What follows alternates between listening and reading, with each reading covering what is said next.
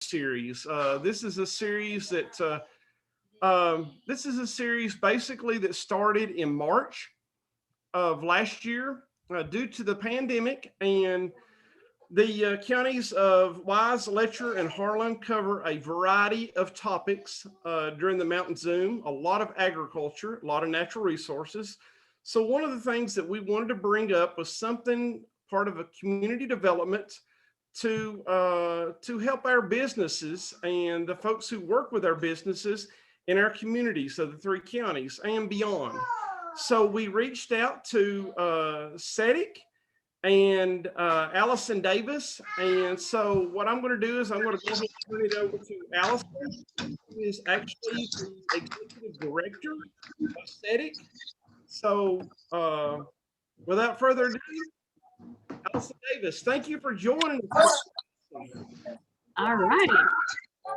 I'm muting people as they come in, but don't take it personally. Well, good evening, everybody. Jeremy, you've got to keep, no, I'm not going to talk to myself. Come on, people, put your cameras on, unless everyone's drinking wine, in which case I'll go upstairs and grab some. Hello again. Well, good evening, everyone. Thanks for having me. I am going to share my screen. And Jeremy, let me know if you see the PowerPoint.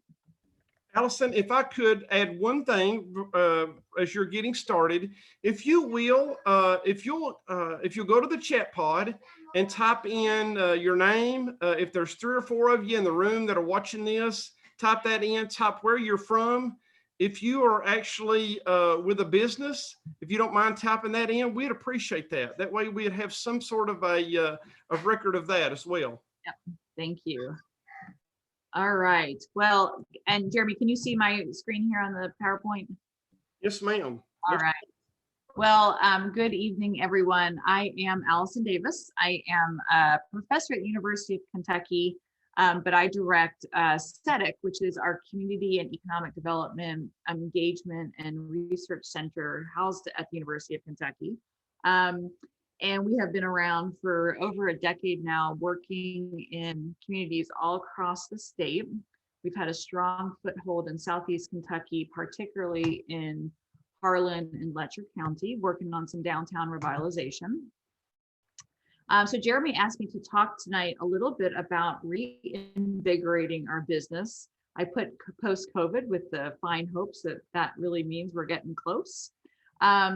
So I wanted to tell you a little bit about who I am and maybe why I'm here. So as I had mentioned, I run SETIC, and SETIC is the center dedicated to economic development, leadership development, the arts, and community design, as well as health. We have a staff of about 14, half of which are dedicated to working around the state. And as you know, Shane Barton, he's our downtown program coordinator, downtown revitalization program coordinator. We have Melissa Bond, who lives in Williamsburg, but she is our arts extension program leader and does a lot of work down, particularly in Whitley County.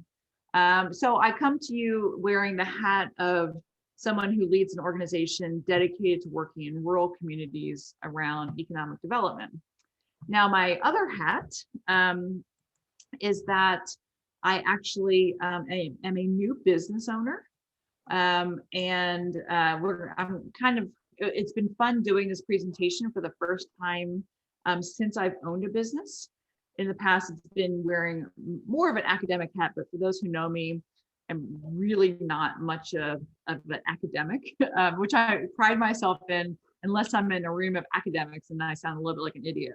But I am a business owner, and I recently launched a new restaurant just outside of Lexington called Luna's.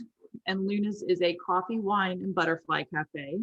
And we launched, we started the business in December, and we're located in Jessamine County, which was dry up until November election, and we voted to go wet. And so even though there was a pandemic, I decided to sort of go forward and try to conquer by focusing on a new place that was going to create an experience around butterflies. My husband's an entomologist, and so our place will have live butterflies, coffee, wine, and our charcuterie type menu. So we are opening in 5 weeks. And so I'm hoping that what I bring to you tonight is a combination of sort of the research-based information that I know, as well as my experience, as well as others that I've been working with as we've gone into this more private sector world. So I'm going to start with this. I don't know if any of you have ever used Menti before, but I love it. It's a really, really easy way to try to get some quick feedback so I know who's in the room, although I know about half of you. If you wouldn't mind going to menti.com, and you're going to enter that 6-digit code.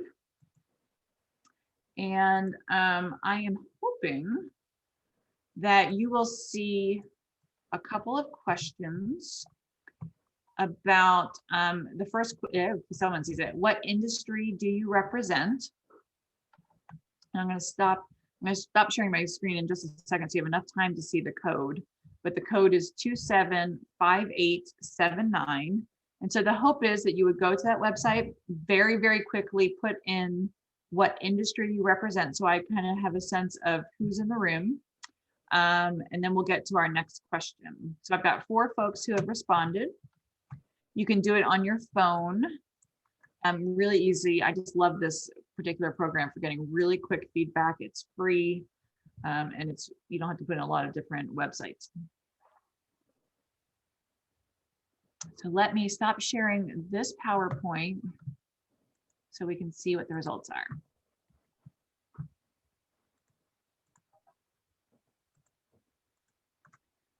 So hopefully y'all can see where we are right now. We have about 7 people that responded, 2 for retail, 3 community nonprofit, and 2 for other. So let me figure out, I gotta get this out of here. And 1 entertainment and the arts. And again, if you are a little later to figuring out what's going on, at the top of this screen, you can see, go to menti.com and use the code 275879. And thank you, Paul. I don't want you to drive and Menti at the same time. That's never good. So for those who are others, and I'm looking to see who is in, and I know Jeremy S. folks have put things in the chat. So I'm looking to see who is an all indoor farm stores. Beth, I know Colby, One Harlem, Stone Mountain Adventures. What's North 40 Airsoft? Is that entertainment? And you guys can feel free to pop in. If you get noisy, I'll mute you when you're done. I'm the entertainment, the Stone Mountain Adventures. Okay, awesome. Okay, well, I am going to then figure out if I know how to get to, okay, so here's your next question. I hope you can see this. Do you guys see that next question? What do you think is the biggest trend that affects your business? Or pick any business that you're thinking about if you're not representing a private sector. What do you think is the biggest trend that your business has emerged because of COVID-19? I think the answer should start popping up. So you're just going to put in, a couple of phrases or whatever, if you think about it. Same thing again, menti.com 275879. And I was very proud to find this image of the boxing glove hitting the COVID sign. So what do you think is the biggest trend that will continue after COVID rears its ugly head? Online sales. Yes, Paul. I see you put that in the chat. And you can put it on Menti, you can put it in chat. I don't really care which one you want to do for this one because it's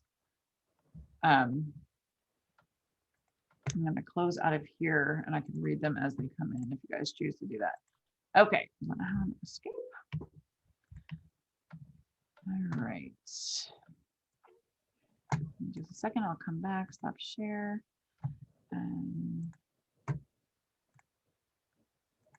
Okay, so as you think about that, as it's coming in, let me know. But I love this tool. If you're ever doing a virtual meeting, I love this tool as a very easy way. Again, it's free to get some pointed feedback and have kind of live reflection of the results coming in. So as some of you are representing nonprofits where that might be a role for you, I learned this tool back in August, and I've used it a bunch in some of my virtual meetings. Okay, so the way I wanted to go tonight was just to give some overview of trends. I know we don't have anyone here that said they worked for the restaurant sector, but certainly we have to know that the restaurant sector has been impacted. So I'm going to look a little bit at restaurant.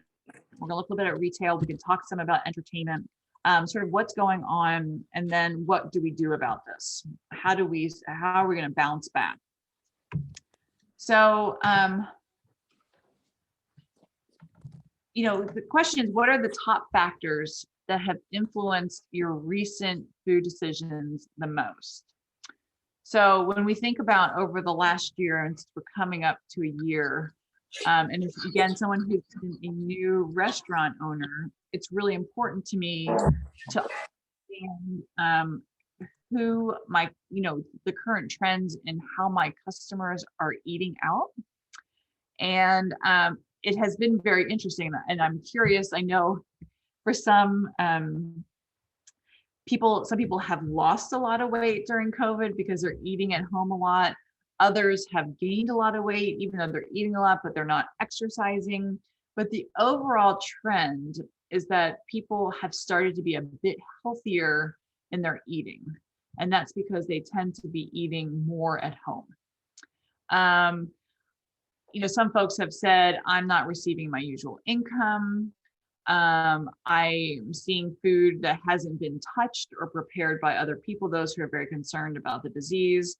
I'm trying not to deplete my food supply at home. When we started going to Sam's Club and getting as much food as we possibly could, I'm not commuting as much, as I was before. So I'm not out where a lot of maybe commercial activity is. And so I'm relying more on where I'm eating. And certainly my kids aren't at school daily, so that has affected consumption as well. So how are consumers receiving their food from restaurants? And I thought this was interesting. 68% are getting their food drive-through. 63% are doing takeout. Now, remember, both of those options were available pre-COVID, but certainly those numbers have increased. 48% are doing curbside pickup, and curbside pickup is brand new, right? We did not know what curbside pickup was before COVID, but now we sort of have this expectation that when we drive to a place that's giving something, some type of retail product or some type of restaurant product, that there will be a spot for us if we don't want to get out of our vehicles to get it. Third-party delivery. I don't know how many of you have watched the Super Bowl commercial. I don't know if it was DoorDash or Uber Eats or whomever that received a fair amount of backlash because they said they were supporting small businesses, but they charge such high commissions. But third-party delivery, I know, took off. Grubhub, DoorDash, Uber Eats. Direct delivery, as restaurants started to figure out that they had to pay a lot in commissions, they started to try to come up with alternatives for getting food to the person's home. About 41% are dining indoors. Now, people who are younger feel more confident or less risky going and eating indoors, and a fair amount are eating outdoors. And again, those who are a little bit younger in the 18 to 34 year age are more comfortable doing that. This is really big right now. This idea of alcohol to go. And I know in Kentucky, I don't know about Virginia, but in Kentucky, and I haven't looked at the news today, I don't know when it goes to the Senate, but it was voted on, as a very quick response to COVID in Kentucky, and I know nationwide, they started to allow to-go cocktails. And in places that were, had alcohol sales, this is really important for restaurants who had high inventory of lots of bottles of liquor and no sales. And so they were then allowed to sell either bottles of liquor or individual drinks, as long as it was complemented by a food purchase. And so this became really popular. And for those who know the Wrigley in Corbin, I was with Kristen Smith last night talking about her time going through the pandemic. And she talked about this being a really critical part of her being able to reduce her inventory and getting some sales through the door. And in fact, some folks, it does require a food purchase. And some folks actually would order like the hamburger and be like, you just keep that, just give me my drink and I'll be on my way. And so they were ordering food that they didn't want, or they didn't actually consume. But having these kind of craft cocktails or having bottles of wine became really important for these restaurants. So I'm going to hop into retail, and anytime you guys have questions, and Jeremy, I don't know if you're able to monitor the chat box at all, if there are any questions. I'm trying to, if anything comes up, do let me know. I'm happy to stop at any time. Okay. So retail, one, and I'm curious what you all think, but it seems like restaurants may have had a bit of an easier time responding to COVID than retail, right? Restaurants, I mean, it was not inexpensive. Not everyone was able to be that flexible, but it seemed like there was a reasonable response. And that response is, we're going to give you takeout in one way, one form. We're going to find ways for you to eat outside, even in the coldest of days. But we're going to find a way to get some sales through the door. It wasn't easy, and not that they got to their normal sales, but they were able to sort of keep their doors open. Retail is challenging because it's not quite the same ability for that convenience factor. But I just want to go through a couple of retail trends. So, as part of, and I don't know this Tabao one, but we've heard a lot that throughout the pandemic, the CEOs of the firms on the left certainly got bigger during the pandemic, right? We could order something from Amazon, Walmart, Alibaba, although Alibaba takes a long time to get here, but those types of retailers really did quite well. And Etsy, which is, the site that serves some of the smaller artists and retailers, that was a great way to try to support kind of local artisans and business owners. As someone who is has a small retail section in my my new store, I have relied wholeheartedly on these businesses on the right-hand side, Fair, Abound, and Tundra. And I'm not sure if you guys are familiar with them, but if you're ever supporting small businesses who are trying to find new markets, these three companies tend to focus more on small businesses, and they're very careful to delineate the values of each of these businesses. And so you can go on and say, okay, I want to support a minority-owned, women-owned, not on Amazon, small business in Kentucky, right? And so you can put in all these filters, and out pops those companies that fit those filters. And so for me, who owns a small retail side that wants to support local, I can quickly purchase from them. And so as opposed to going through Amazon or other really large wholesalers that supply through China, this was a great way to support some local folks. So it's both a great way as a retailer to support local, but also if you're a small supplier, and you're making chocolates, or you're making soaps, or you're making, what have I bought?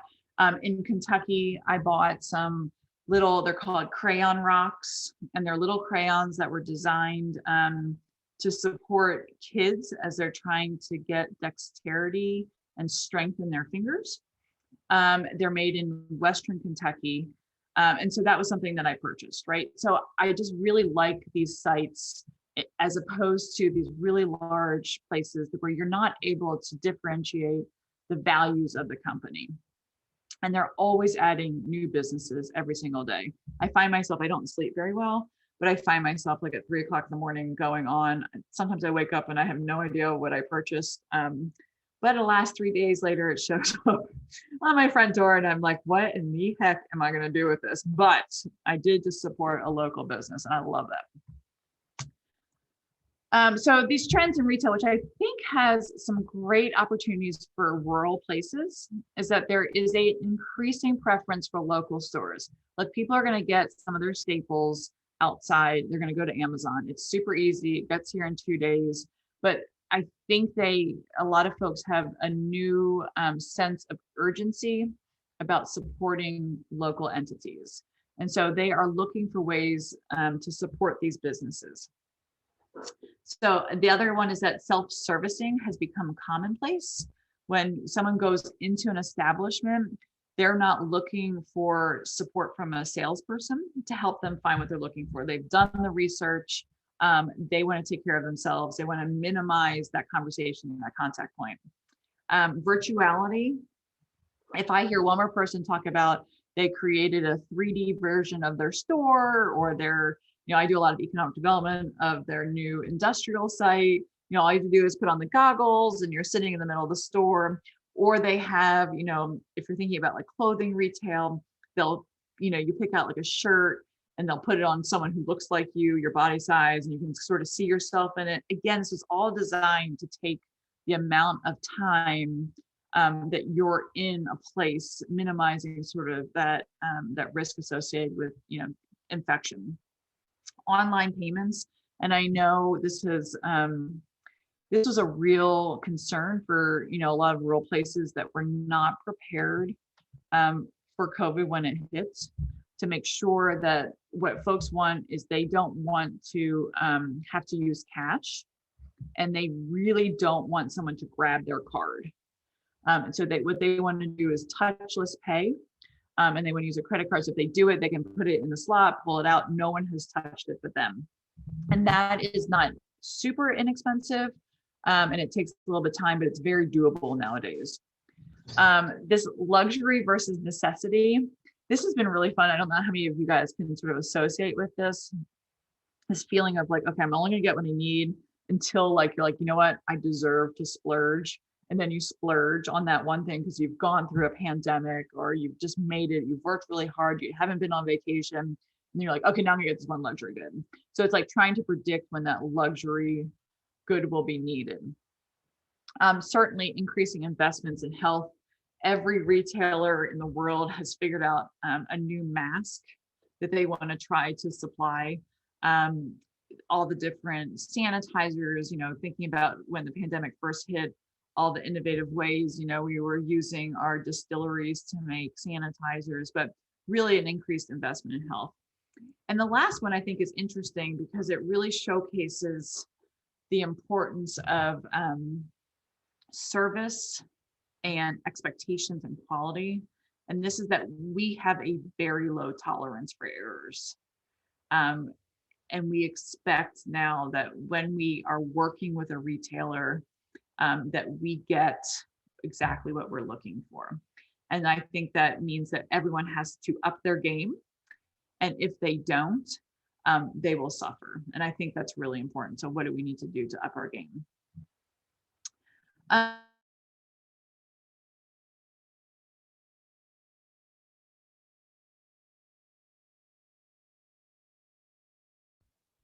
You guys, this is exactly what happened. Okay. Oh my God, look at, that's a terrible way for me to end my face. Well, that's unfortunate. Can you guys hear me? Okay. Yeah. Wow. No one take like a screenshot and post that anywhere. So my computer just crashes every once in a while, which is very annoying, but at least I'm prepared. So I'll carry on then. Okay, so we have, before consumers took time to browse in a store and then potentially make a purchase. What's kind of good now is that consumers have oh no, hold on a second. I guess you need my, give me 1 second. Let me put my, so consumers now kind of know what they want. They've done their research and now they really just come in. But the good news about that is that you have almost like a guaranteed consumer, that they're coming in and they're going to outlay some cash. And that is different than when people were coming in to browse and you just didn't know exactly, you know, a lot of folks would just kind of do window shopping and, you know, then leave and you wouldn't have any purchases. Okay, from current slide, sorry about this, but at least I didn't totally disappear here. Whoops. Okay, so now, you know, we have a clear intention. So we're seeing higher conversion rates. We have new cleaning systems, contactless payments, and socially distant aisles. You know, that was, you know, when we first had COVID and those poor arrows on the bottom of a grocery store that were clearly just voluntary. And you would judge the person who was moving across the arrow until you realized it was you. But, you know, that was all designed so that we would have safe spaces to walk in. So all that was just sort of an overview of, you know, what is going on. So let me stop right now. Any thoughts about, and I see Bobby said folks are afraid to go into restaurants, and I agree. You know, as the vaccine is coming on, I expect folks to be a bit more, you know, confident about going into restaurants. But that is something that a restaurant, when you hear, whether it's the president of the United States or, you know, Dr. Fauci or whomever say, we will have you know, we'll be back to normal in 2022. That's crazy because, you know, we thought, oh, we're just going to wait for this horrible 2020 to end. And as soon as 2021 hits, like everything will be fine. And we all knew deep down that was just not the case. And we've got at least another year with people wearing masks, with, you know, trying to get folks vaccinated or trying to build up the education for folks to get vaccinated. So we've got a ways to go. So we've got another year for folks to feel comfortable walking into small spaces, into restaurants or retail, certainly entertainment. I mean, that's huge. We've got a ways to go. So I like this chart here, and hopefully you can see it a little bit. But what I like is, you know, thinking about what does this mean now that where we are now, and we've got another year of this, and some of these are kind of here to stay, and some of these are still very temporary. But for those who have had the ability to be productive working from home, and I'm one of those, I have been very fortunate to be able to do that. Like, we will never have the same work environment again. I now know that my staff saves an hour by not commuting.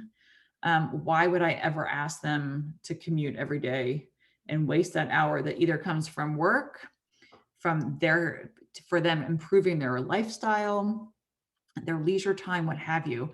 Why would I ever demand that?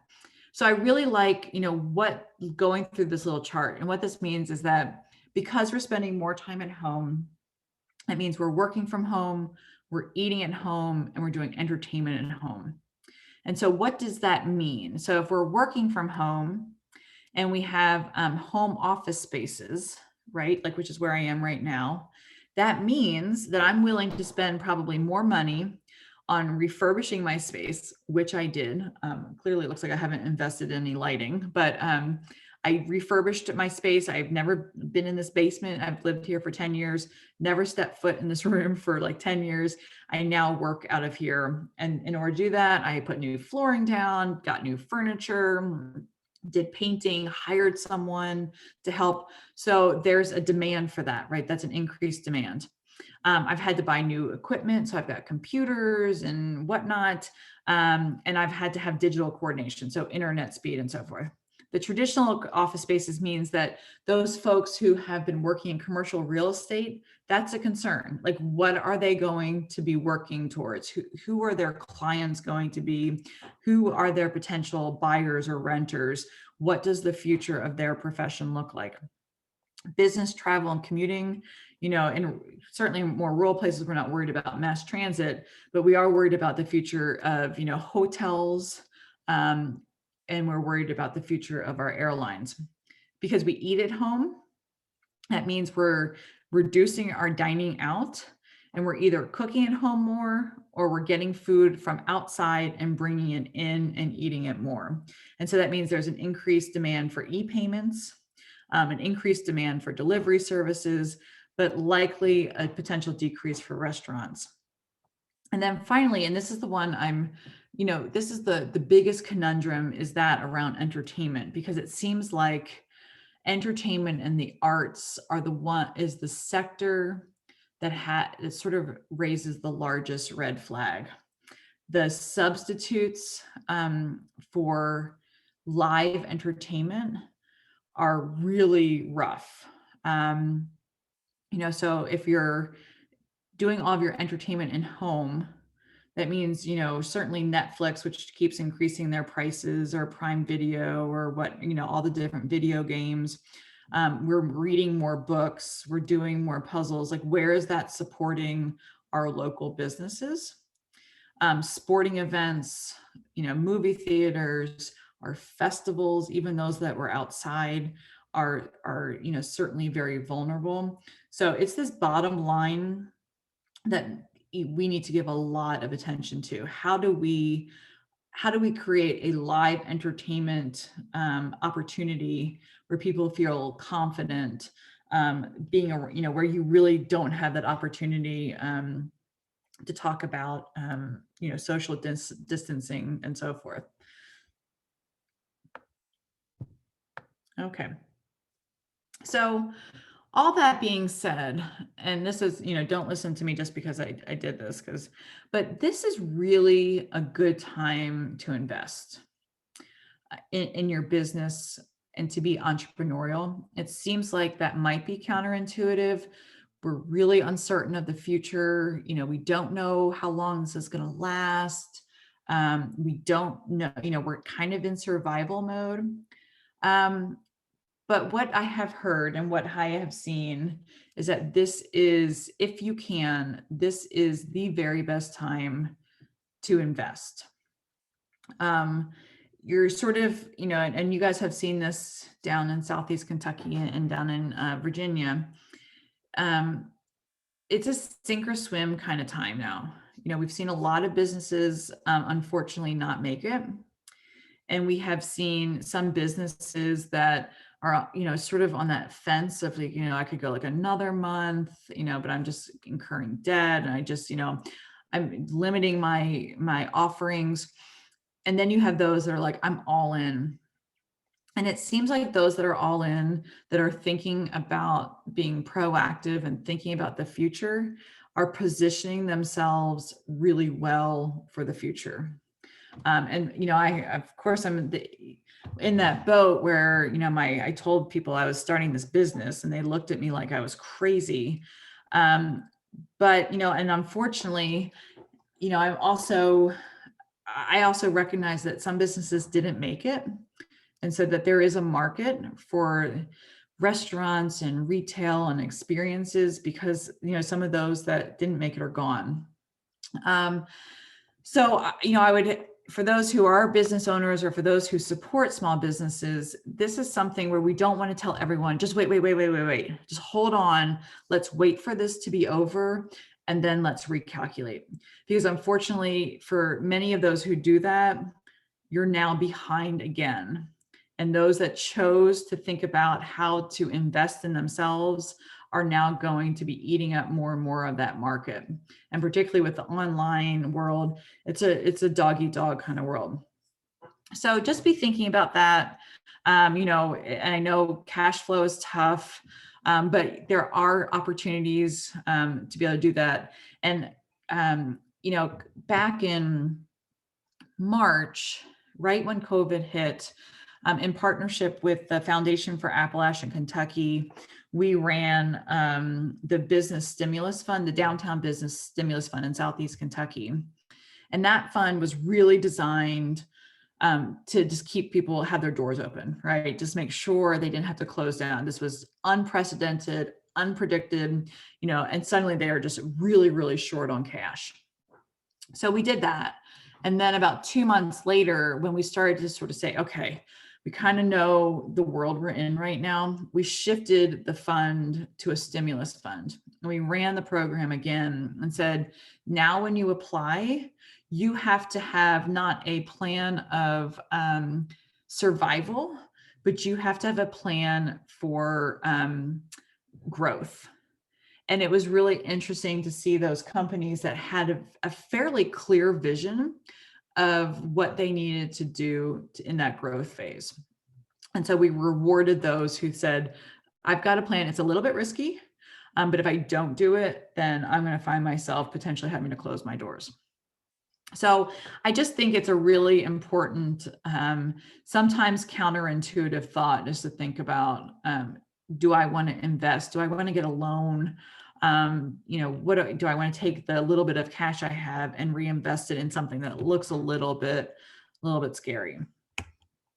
So the rest of the time, I'm kind of talk about ways to reinvigorate your business, right? This entire presentation was reinvigorating your business post-COVID. And I have throughout the last year, both in terms of what I've seen and also what I've read, came up with these 6 areas. I'd love to know if you guys have others that you think about. But this, I think, kind of for me covers it. And that is 1, to set aside time each day to work on your business and to not work in your business. The second one is to develop an advisory board for your business. The second is to create collaboration arrangements. Then to improve your website and social media presence. And I know that was very front and center with COVID. And we worked with a lot of businesses that did not have an online presence, did not want to have an online presence, did not have a social media presence, did not know how to do a social media. And that was very challenging for them, right? The other idea is to consider rebranding. This is a great time to kind of emerge and say, hello, we're different now. We've rethought what we're doing. We've got this great idea. We have this value proposition. It's a great time to do it. It doesn't seem random. It says, we've spent the last year thinking about where we are, thinking about where we need to go, and here we are. And the last one, which I think is super important, is to focus on your staff. So I'm going to go through these. And again, if you guys have any comments, let me stop right now and see. There's no one's, I'm just talking to myself. There's no video on. That's so sad. Any thoughts, any comments before I proceed? Thank you, Jeremy. It's good to see you. Thank you, Beth, who doesn't look like a Beth. Okay. Well, I'll just keep carrying on. Okay. Doing good. You're doing so, good. This is one of the things that University of Kentucky did, and I don't know if it was just totally coincidental or they did it because of COVID, but UK every week would send us an email, which is kind of ironic, telling us how much time we spent working in a non-productive setting, which is what they consider is to be in meetings. And they also calculated how quickly we respond to emails. I don't know if any of you guys have if you're working, I think ours is through like Cortana, or I don't know who it is, but something with a Microsoft product, but we get that every week. And when it says something like you respond to your emails within 5 minutes, that's a huge, huge flag that we need to have better separation of, our time to ourselves where we can have kind of deep pensive thoughts versus our time to responding to our staff, to our clientele, to our suppliers. And I became very aware of it. And I kept trying to shorten the amount of time I was in meetings, and I kept trying to lengthen the amount of time I would respond to emails that really didn't need an immediate response, even though people kind of expect that these days. But really important to have people set boundaries. And anyone who's done any kind of leadership development training or any professional development, they'll say, block on your calendar that from 8 to 12, this is my time to think about my business. And I'm going to think about growth strategies. I'm thinking about a year from now. I'm not thinking about what's going on in the front of the house or who's walking in the door. I am thinking about 1 year from now. And so really making sure that we set boundaries and work smarter. And really the only way we do that is if we set expectations with our family, with our staff, and to make sure that we don't assume responsibilities for everything. Particularly now when staff really kind of want to participate in many instances, want to participate in the future of this business. This one I think is really interesting. And this idea of having an advisory board, corporations are forced to have, boards of directors. Nonprofits typically will have both a board of director and an advisory board. But businesses, small businesses, have no mandate, right? I run a small business. I don't have to talk to anybody about anything, right? I don't report to anybody. I don't have a board to report to. I don't have a bunch of counselors to report to, except for maybe a banker if I have a loan. But wouldn't it be nice to have an advisory board where there is no judging, that these folks have agreed to sit there and help you figure out a path forward? And I just think, and sometimes we probably have them, but in a very informal setting. We'll sit down and have a cup of coffee, and people say, oh, you should think about this and this and this. But wouldn't it be nice to just sort of have a meeting every quarter or every 6 months and be surrounded by folks who just sit there and listen to your hopes and aspirations, hold you accountable for ideas you had 6 months ago that sounded brilliant, but because of life or because of that work-life balance, you just haven't gotten to it yet. I just think this is one of the easiest ways to get your business that next path, forward. Yes, and I'm looking at Colby's comment. Always listen to Colby. So it's not expensive. I mean, maybe if you're doing this, you can give them a small stipend or give them a discount or a free meal. But particularly in this day and age where all of us want to support our local businesses, this is the cheapest and the easiest way to do that. So if you're a new retailer or a restaurant or event, have some folks and just sit around, have different areas of expertise, have someone in finance or legal or whomever, a supplier, sit down and sort of walk it through with you and go through these questions, right? Things are running smoothly. That's great. Do you have a plan for growth? Are you comfortable where you are? I know where I want my business to be, but I have no idea how to get there. This time is both a time for challenges and opportunities. Like, how can you capitalize on those opportunities? So just having some people around you, a think tank of sorts, why not? These big corporations get to do it. Why doesn't a small business do it? So I would really consider that as a potential way forward. So the next one is this, I think, did I skip one? No, collaboration arrangements. And I have to tout my daughter on this one. She'd probably kill me if I didn't.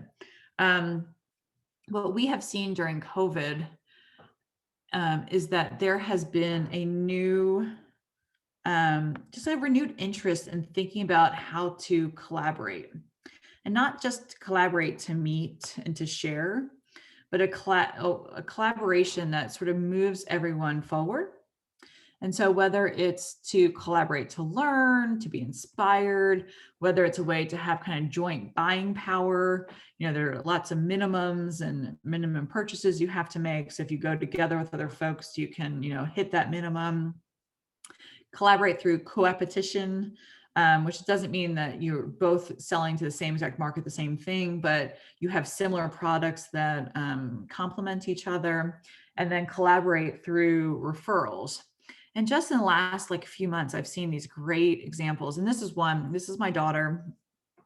She lives in Beattyville, and she runs an organic herb farm, and does dried herbs, and she does teas, and she has some value added products, but she doesn't do it all. She doesn't have a huge property, and she's fairly new to this to farming. So she went together with another farmer and created a CSA, so a consumer supported agriculture subscription, where they bring their products together, and they sell subscriptions, and they learn from each other, and they do events with each other. And even though their products might seem like they might compete a little bit with each other, by coming together, they actually were able to increase their total market. So I think this is a great time to collaborate. And you saw during COVID, restaurants kind of figuring out how to work together or to jointly sell products as a way to increase sales. So this is something, how can we not say no to collaboration? Social marketing strategy. I think we've got a fair amount of time on this. Obviously in this day and age, this is it, right? Folks who had followers and friends and influencers had an easier time of communicating with their existing clientele and with their new clientele. The key was to be genuine, organic, and to stay true to brand and values. And one thing I've learned with what I've been doing is it's about the experience and not the product. And I was talking yesterday, and there's three things, right? You have quality, you have price, you have quality, you have ambiance, and you have service. And if you have two of those things, you're in great shape.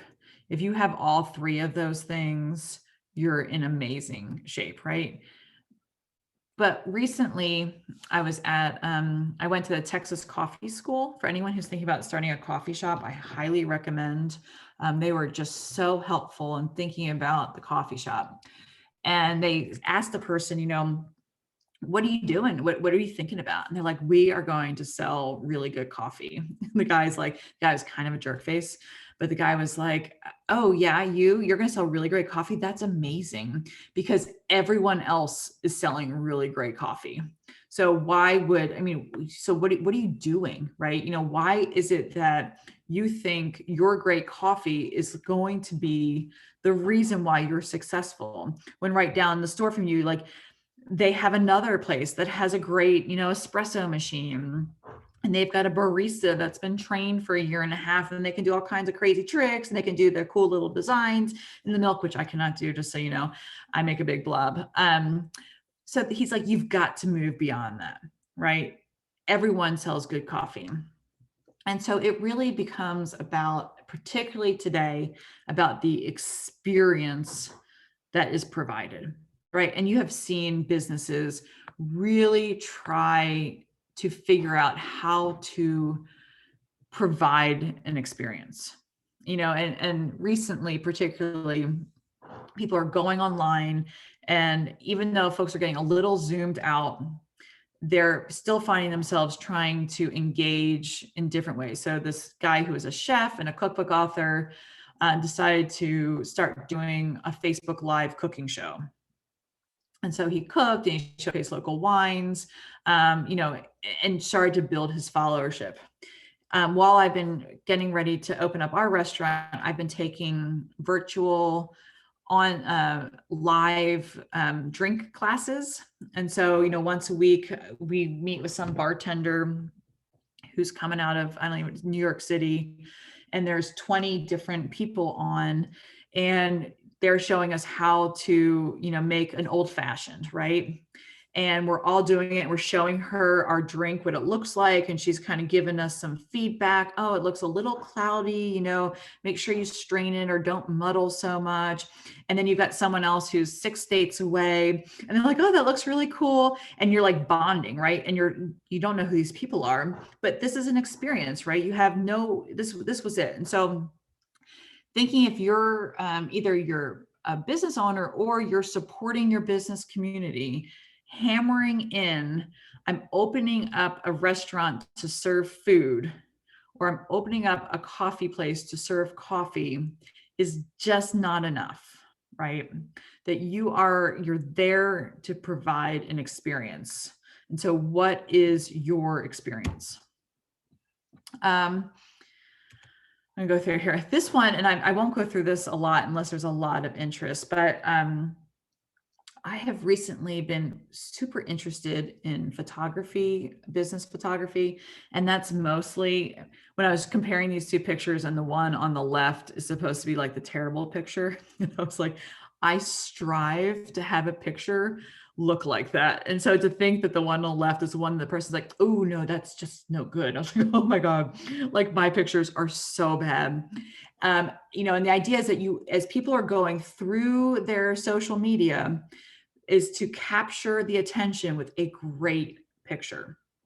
And this is really key. And whether it's, a still picture or whether it's something action oriented, it's really, really a critical piece that I have totally overlooked. It's not expensive. You can use your phone. It just requires a little bit of time and investment to figure out how to do that. So I recently took a class on photography. It did not help me because I'm just an impatient person, but it's so important. And part of it is to sort of, on the left-hand side, this idea of like, okay, I'm selling a product. I want you to see the product. I want you to love the product and buy it. And the other one, which is what I'm doing right now, is I'm going through my coffee shop, is I'm sharing this experience of opening up this horrible coffee shop that's killing me right now by showing them like, what's it like to build a bar from scratch and have dust everywhere? Or, what does it look like when crap's everywhere, and get them excited. So you've got like the end product that you want to sell, and you've got like the get them invested in the experience side. And there are lots of classes. And if there is any interest in having this, and I don't know, I don't think I've seen this down in Southeast Kentucky. I have someone who will do this class for free. If there's any interest in you guys, if you think this is something that your businesses would like, it's a great class. It's run, my friend who is the CEO of Communities Unlimited, which is the community development financial institution for the 7 largest states in the South. They did a class last week. And so I asked to borrow just a few slides, but it's a great presentation. So if anyone would like me to find a way to schedule it, please let me know. She offered to do it for free. But there's just some very basic things to consider. And the one I thought, I'm not going to go through this in any great detail, the one that I thought was really cool, the big 3 L's, the lighting, the lens, the location, are the big 3. But this is the idea of photo composition. And now after I've taken this class, I look at every single photo and I'm a total critic. And I'm just like, I've got it all like, no, that's just, you don't have like the composition right. The lighting's not correct. I'm not looking at the right thing. So I learned this rule of thirds. I don't know if you guys know this. This little box that this person has drawn, this grid, when you do a photo, you want your object that you want your potential customer to see to be at the intersection of those boxes. Never knew that before. So now there are times where that's not the case, but now if you look at, like, if you're scrolling through Instagram or Facebook, take a look at it and see if that actually is the reality. And, there's a way, and it just kind of hones in. You've got your object of interest, and you've got other little objects of interest in those other kind of intersections. It's just how the eye naturally works. And so it draws your attention to that object. So that was my photography moment of the day. These photography equipment, my husband sells framed butterflies. And up until Christmas time, he was taking pictures of his butterflies like on our rug. And he would try to dress it up with like some sheet behind it. And our sheets are disgusting. We've got 5 dogs. There's always like a paw print somewhere, or dog hair. And finally my stepmom said to me, oh, Webb, it doesn't look good at all. It doesn't look professional. So for Christmas, I bought him a photo tent. And it's amazing. It's just white, it doesn't look like anything splashy, but it does its job. It makes it it's bright. There's nothing distracting from the image. It looks so much better. So there are all kinds of things to think about. If you have natural lighting, if you've got the ring lights, which we all need for Zoom, so we all look beautiful. And the woman who I took the class from was like, never, ever, ever, ever. And she used ever like 30 times. Use your flash. And here I am. I'll take a picture. My flash is going like left and right. I don't know what the flash is for, if not to use it. So I use it whenever I can. But apparently that's a no. Okay. I promise to not talk about photography a whole lot more. But all I know is that you don't need a fancy camera. I don't know why these things are. Okay. So what I thought I would do is just bring out a couple of examples of what I thought were some really engaging social media posts. And why. And I don't know, for those of you who know the old general store at Creek Crossing, they've only been open, I guess, was it like 2 months now? They did a phenomenal job getting reopened after the store closed. And they do such a great job with their social media posts. A, they're beautiful. B, they're always engaging their customers by asking questions. For this one, they had done some gifts for Valentine's Day. And this is so important as a small business owner, like test your market. And they did some baskets for Valentine's Day and they showed some examples and they said, would you guys be interested in Easter baskets? Well, if no one responds yes, then like save your cash and find something else. Don't produce something that there's no demand for. And so she was able to get some feelers out. Lots of people said, oh yeah, this is what I really want to see in them. But, doing these posts that are sort of having people be a part of the decision-making process, I think is really great. I did one for my coffee shop because I really did not want to do frozen drinks. I think it's the messiest, loudest, sugar-ridden thing in the world. And I wanted to know if we didn't do it, would we lose kids? So I posted, what do you guys think? And, some folks were like, no, we just need something ice. And some people were like, yeah, our kids really need it. So I was like, okay. So my decision based on that was we'll do them, but only until about 3 p.m. And then after that, you don't want your kids to have that much sugar anyway, because then they're gonna be up all night. But after that, then my clientele, the afternoon clientele will have a quiet experience and we'll be done. So that kind of research is so critical. The next one is the Wrigley. Hopefully everyone knows about the Wrigley in Corbin. They have just set the bar for farm to table restaurants. They do just beautiful food. Their pictures are amazing. And of course, they're super community centric. They do things to support the community. When I was talking to Kristen yesterday, she said, we were talking about applying for a liquor license. And I apparently, when I did it through the wrong newspaper.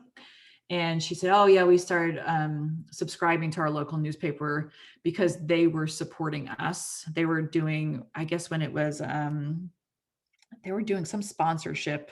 Oh, a burger week, right? The newspaper did, and they didn't charge anything for it. And so Kristen's like, no, I'm gonna buy their newspaper. So, they're just a very community centric restaurant. The coffee house on the left is in Paintsville, and they're, I think, relatively new as well. I'd say sometime over the pandemic. And they were having a hard time with rent. And so their landlord was kind enough to give them 1 month of free rent And so they did a pay it forward, and I think gave healthcare workers and maybe first responders free coffee for a month. And I just love this. So again, it's not just about here's a product we sell, but it's about a story. It's about thanking their landlord, but it's also about giving back to their community, to those who have been useful.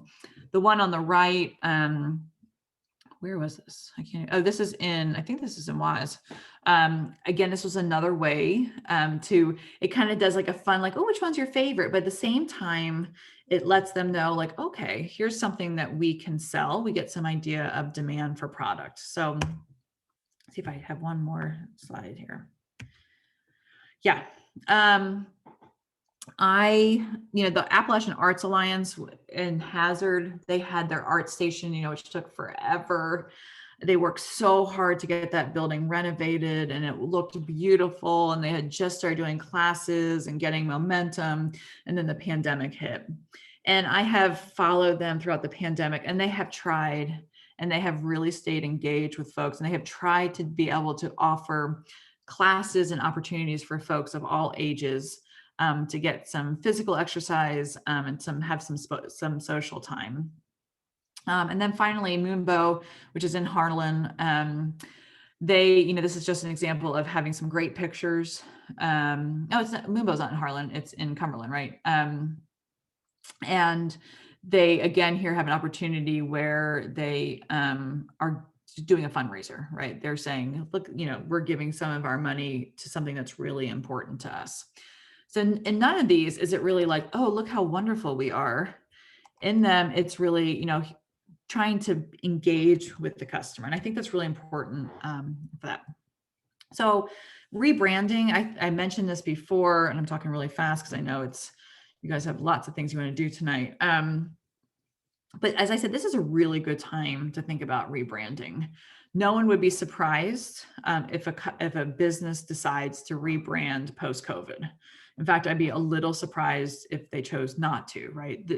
There's such a structural shift in how people operate. How can your previous brand necessarily work for today? So I'm going to go through just a couple of steps and go through them fairly quickly. So there's 7 steps.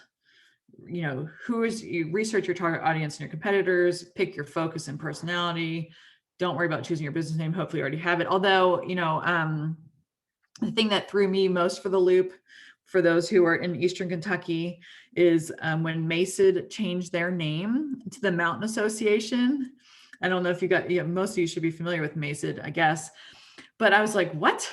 You can't change your name 30 years after you were created. I just couldn't fathom it.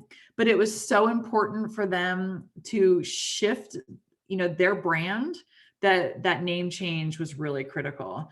And I have been just sort of surprised how well they've done it, that people now only call them Mountain Association. I'm probably the only one that's still like, no, it's Mason. You got to call it Mason. But they decided to change their business name, but you don't necessarily have to. Your slogan, your brand colors and font. This is something I did not know until recently through my work at UK, how important that was. Designing your logo, and then really taking that brand and doing something with it. So I'm going to, this idea about research, you need to understand the current market. Any way you can get feedback is so critical. And because we're rural, it's really hard to use national trends to say this is how it's going to be in Southeast Kentucky or in Western Virginia or in West Virginia. Those trends, while there are some similarities, they're not necessarily the same. And so however you can get real feedback about who your market is and who your competitors are is critical. And so the way we do that is you typically will just start just looking at other people's businesses, go on their Facebook page or go on their website and really getting a sense of who they are and who their followers are. And this is one thing that is interesting, that I think we know it, but we don't follow it, is that you cannot be everything to everyone, especially at the start. And when I was talking to Kristen last night and I said, what's the one? She's like, we just went too fast out of the gate. I said, well, what does that mean? And she said, well, I just said, I have got to have my own ketchup. And so she's like, I did everything and I made my own ketchup. And it turns out that Heinz makes really good ketchup. And I wasted a lot of money and time replicating something that wasn't as good. And she's like, I was just trying to be too much to too many people. She's like, so if you can just be something, just stick with, what is in your gut, that's gonna be your best bet for it. Even if it's small, start small and go big. This one I like, it's my Mad Libs exercise, where this is essentially your focus. So we offer for whom to what. So the example is we offer the product. So we offer water bottles, which hurts me, for hikers to stay hydrated. And the to stay hydrated is the value proposition. We don't want hikers to be dehydrated and getting dizzy and passing out, while reducing their carbon footprint. Which seems like a plastic bottle would still have a carbon footprint, but that's okay. Unlike other water bottle brands, so here's where differentiating ourselves from the alternative. We plant a tree for every bottle that you buy. So just those 5 little Mad Lib additions really helps you kind of hone the focus. And I think it's just a great exercise to try. Creating a slogan. God, when I teach class, kids get so excited about slogans. We all have them. And I start to get kind of bitter about them, like, oh, we live, work, and play. And I'm like, oh, we've heard that so many times. Like slogans get kind of overused, but having something that people can identify you with, obviously, with Nike, the just do it, the rhyming of Folgers cup, or even just describing it literally, like in this last one, women's fashion boutique. I mean, it's still descriptive, right? It's not, sexy or anything, but it's descriptive. I did this. So I was like, oh, okay, I'll look at this. So there is a slogan maker, and you throw in a word that you want to be in your slogan. So I was like, oh, I'll play around with this. So I put in the word butterfly, right? So we've got butterflies in our name, and that's what our whole business is about. And I was going through it. I was like, oh, butterfly, the other white meat. I was like, oh, that'll get me really with no customers super fast if people think I'm eating butterflies. But it was really interesting. So they come up with 1,000 slogans with that word in it. And at least it might help you kind of just sort of spur some ideas, even though some of these make no sense whatsoever, but that's, it was just a fun little thing. So the website at the bottom might help you think about that. Logo, I know 10 years ago, you had to pay so much money for a logo. Now you've got these online products that can help you do logos in no time. They will not have that same personal feel. They are nowhere near as flexible as having someone who is great at graphic design and who really understands your product, but they are cheap. And then they give you all kinds of templates and color choices and whatnot. So I used, for my husband's business, I use Looka and was able to get, his name is Webb's Butterflies. I was able to get everything in like 20 seconds, and it cost me $80. Applying branding. This is something, and I had mentioned this early on when I was talking about the wholesalers I buy from, using all this information and then applying it, right? And so when I was looking at those businesses on Fair, there is an About Us page, right? And I am just drawn to that page because that's where I learn if my values complement the values of that business. They tell a little bit about who they are, about why they're doing what they're doing, and sort of their practices. And that's where I make my decisions these days, particularly in the era of me trying to support local businesses and equitable businesses and things like that.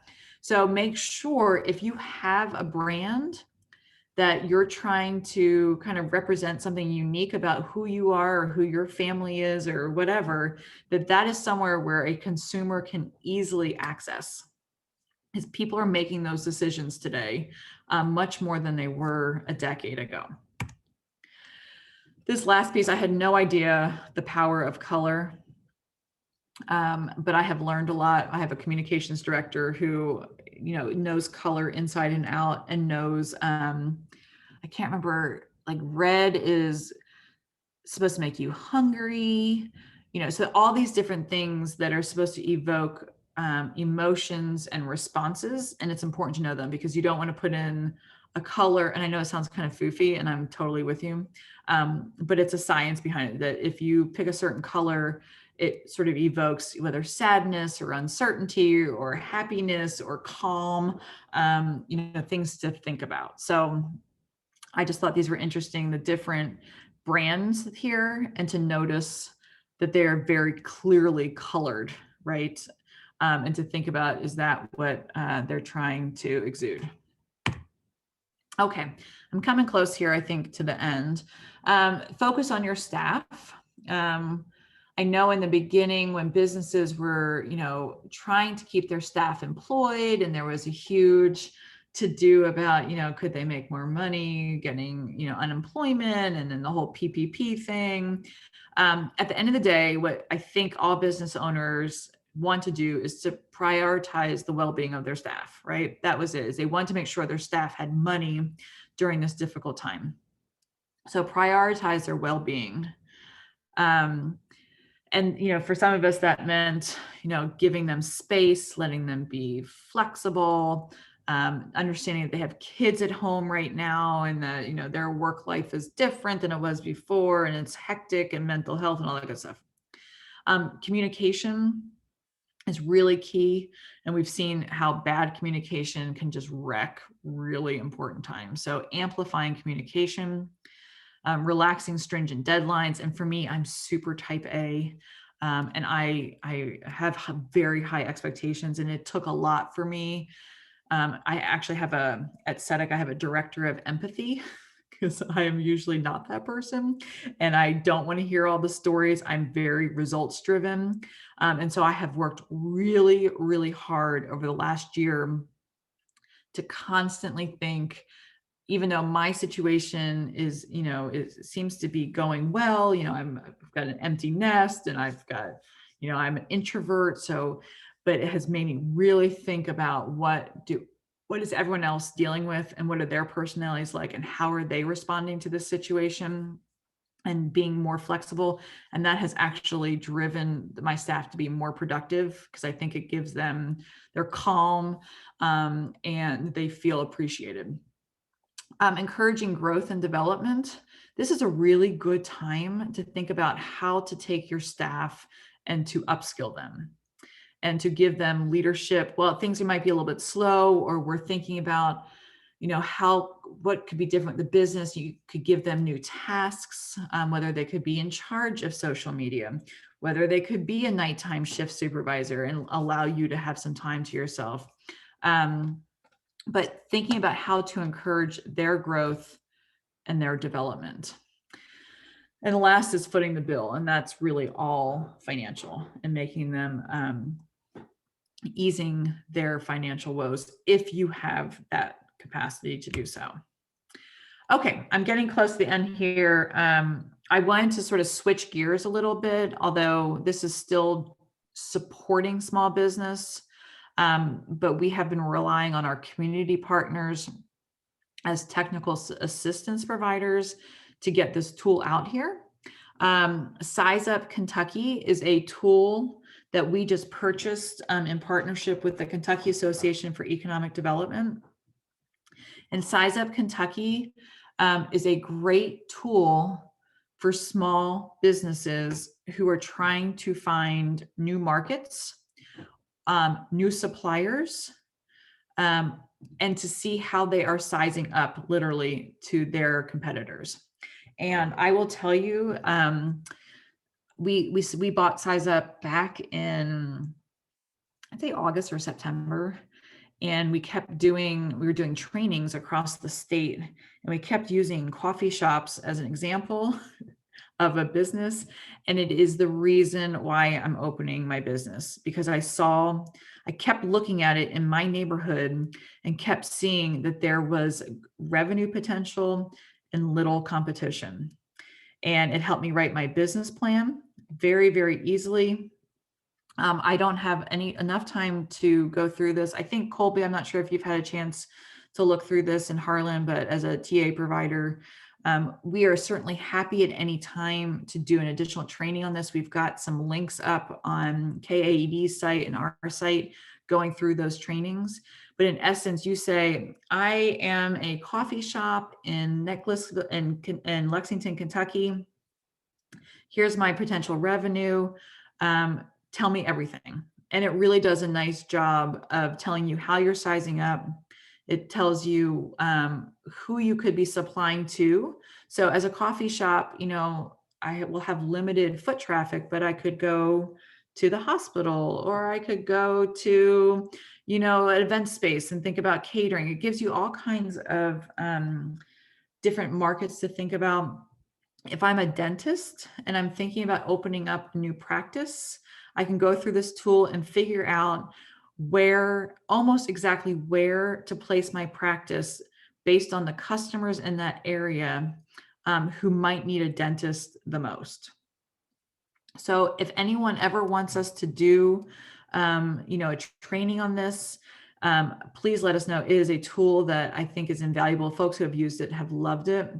It's very visual, it's super easy to use. It is designed for the business as the end user, but certainly any technical assistance provider would be very happy to use it. We'd be more than happy to work with you. Oh, it's free to use. Yeah, sorry. So you can go in there, free to use, easy peasy, play around with it. If you're in Virginia, I don't think Virginia has a subscription, but you can see what's going on in Kentucky. You just won't be able to see those businesses in Virginia. Okay, the last thing I'll say before I talk just briefly about the community side is, if nothing else, that one thing we know is that we were not prepared for this. And we have before, we house the Kentucky Small Business Development Center, and we have worked with businesses and said, do you have like an emergency plan? We're like, oh yeah, I've got it. We have to close down for like a week. I've got it. I've got money here. No one prepared for this, right? And what we hear and know is that once it happens once, it's possible to happen again, right? And the time between occurrences might be shorter than we think. And so as businesses are emerging from this, what have we learned so that if we ever have to close again, that we have a plan, right? Do we have a rainy day fund? Do we have alternative markets?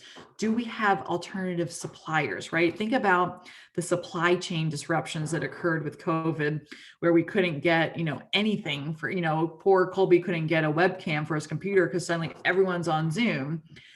Where are our backups?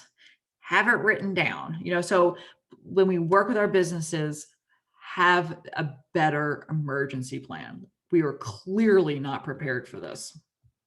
Okay, last thing is, and I know we've got a fair amount of community partners and leaders and nonprofits in the room, is to think about other ways to that we can support our communities, right? And I think, and for those of you who, I think most folks know about First Impressions, and that is a secret shopper program. Folks come in from outside and provide an assessment of a community from the minute they get off the main road all the way through the downtown, through eating, through whatever, and provide some feedback. And it's a great way to launch a new planning effort. It creates a lot of energy.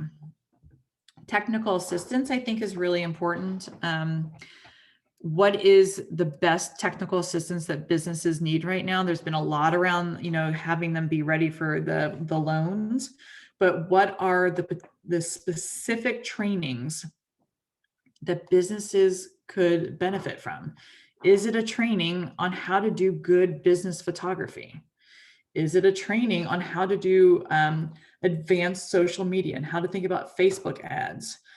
Is it a training on how to pick the best POS system so that these poor companies aren't sitting through hours and hours of different presentations, wasting time when in fact there's someone who has some really good criteria on how to select the best equipment. We are wholehearted advocates of business retention and expansion.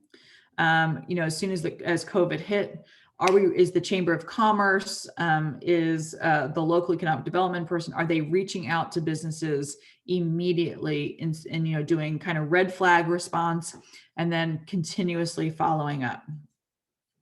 The idea of incubator spaces and entrepreneurship, I think, has obviously been very important. We've got Invest 606 in Southeast Kentucky. We want folks to be thinking about the next solution and the next innovation. And then finally, I think when we talked a little bit about collaboration, someone typically has to facilitate that collaboration, right? It's hard to just sort of do this, just sort of naturally. So there has to be some way to pull people together and have them figure out how they might be able to work together. So it's a great opportunity for Main Streets or for chambers or for whomever to say, let's convene folks and see where there are some alignments and figure out how to move forward. So I think I'll stop there. I know we've lost a few people along the way, but I know it's getting late. And let me stop sharing. This is our website and our contact information. If there's anything we can do to help, let me know. If on the Virginia side, I know all the folks in Virginia. So if there's anything I can do to help on that side, please don't hesitate to let me know. Any, Jeremy, you're back. Phil's back. Any comments or questions or anything? I'm still in the dark. If you have a question or a comment, feel free to unmute. Oh, Jeremy, I can't hear you. Are you guys? Oh, hold on. Okay, sorry, do it again. My bad. All right, if you have any questions or comments, type them in the chat pod or unmute yourself, either one. Yeah, Beth had mentioned, I didn't talk at all about photo editing, but that is so, yeah, this whole photo thing, I just didn't understand it. And then it has become like a game changer for me. I still don't know how to do it, but I can now recognize good photography.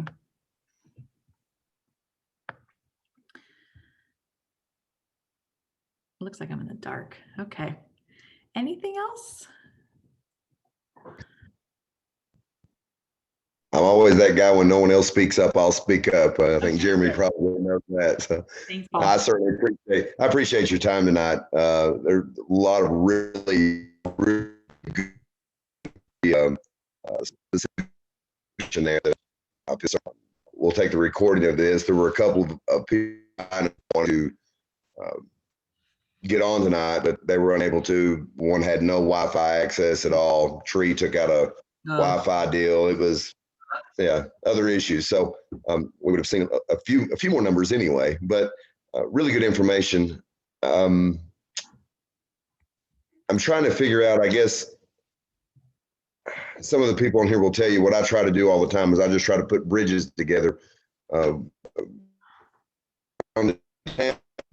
Business to business, one part of Main Street to another part of Main Street, trying to, I guess, make a cohesive unit out of everything that's going on up here. We have, unfortunately, in Southeast Kentucky, or at least in their portion of Southeast Kentucky, there's been an issue. I don't know if you want to call it jealousy or something to that effect, where everyone just, it's mine, down, no. And I noticed one of the big things that you touched on there was collaboration and really people working together. And I think we can we can see huge growth here if instead of everyone, I always use this example, there's a place called R&C Hot Dog Shack here. I said, instead of having 12 hot dog shacks, we need someone that has the best hot dog and someone has the best milkshake and someone has the best whatever, and we can all work together. And if you take something you're passionate about and really focus just on that and not try to be necessarily everything to anyone, but have that stuff that you and love your passion about. With the way the internet is opened up, our hot dog shack, I don't guess you can necessarily have online hot dogs.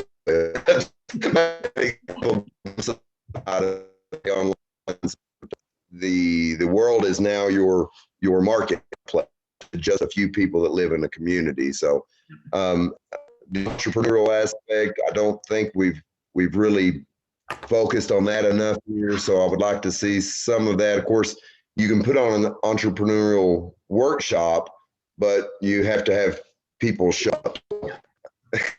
Yeah. Thank you. That's not the case. So I guess going forward, I'd love to get with you on things and some others and see if we can do some of those. Some of what we did, put it into real world. I didn't like Zoom at first. I now love Zoom. I think it's awesome because I'm sitting in my living room instead of an hour away from my living room and then having to drive an hour back. I do like a lot of the aspects of it, but to be able to come to small town, say right here, do face to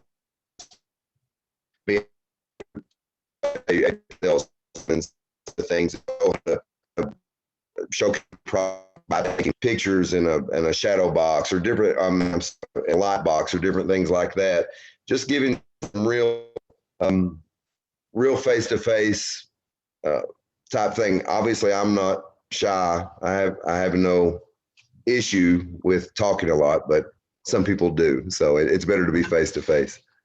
I'll shut up now.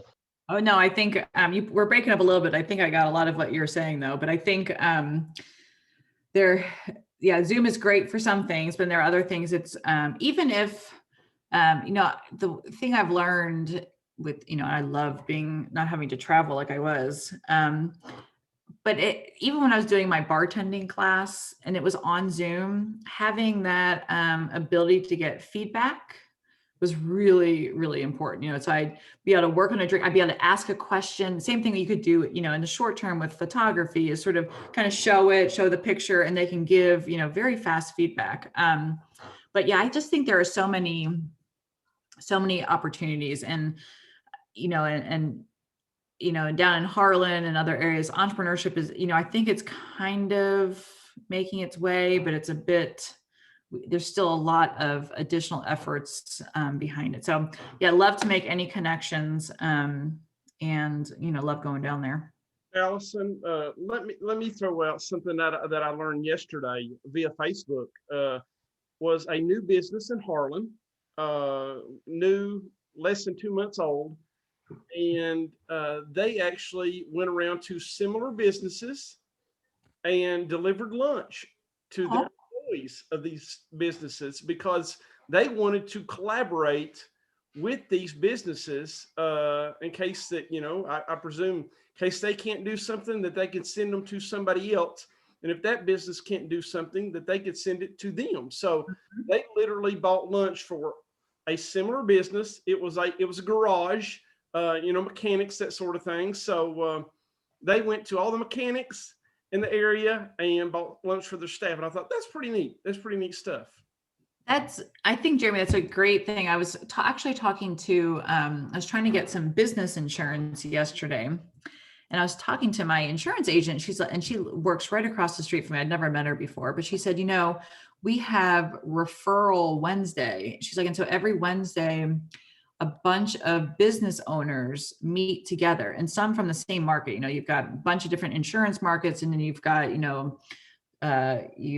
hairdressers or whatever. But there is some competition, but there's also that same degree of trying to do referrals, right? So they all are trying to better understand the services that are available. So Jeremy, if someone comes in, and this happens in Lexington, you go in with a BMW to a domestic service center and they're like, no, I'm not going to touch that.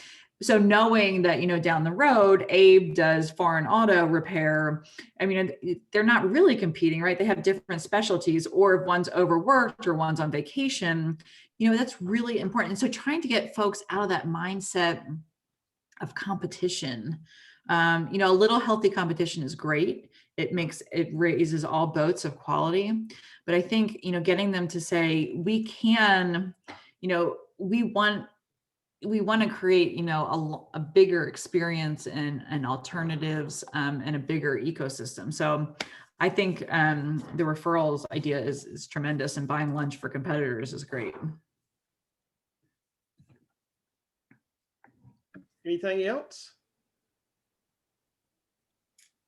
All right. Thank y'all for doing this. First time I got to be a part of, but I enjoyed it, and I thank y'all for doing it for us. Hey, you're welcome. Thanks for joining us. Awesome. Well, it's good seeing you guys. Thanks for hanging in there. Good to see you, Allison. Thank you so much. Great information. We have recorded this, like Paul mentioned. We'll make sure that we get this feed out to folks. Shad, I think he's going to put it out on the government channel there in Letcher County as well. Phil, Shad will get it up on Facebook, YouTube, and so we can make some of this stuff happen. So Allison, thank you so much. Welcome. It was my pleasure. All right. Well, you guys have a great rest of your night. Will do. Bye-bye. Shad, Phil, do you have anything else to add? Thursday is currants and gooseberries. Thursday, we're going to be shifting gears totally and talking about currants and gooseberries. So we're back to ag on our Mountain Zoom. So join us if you have a question. Give us a yell and we can get you the links, that sort of thing. So yeah, definitely good stuff. Thank you all. Thanks, Bye-bye. Alison. Thanks, Bye. Alex. Thanks, Phil. Good seeing you, buddy.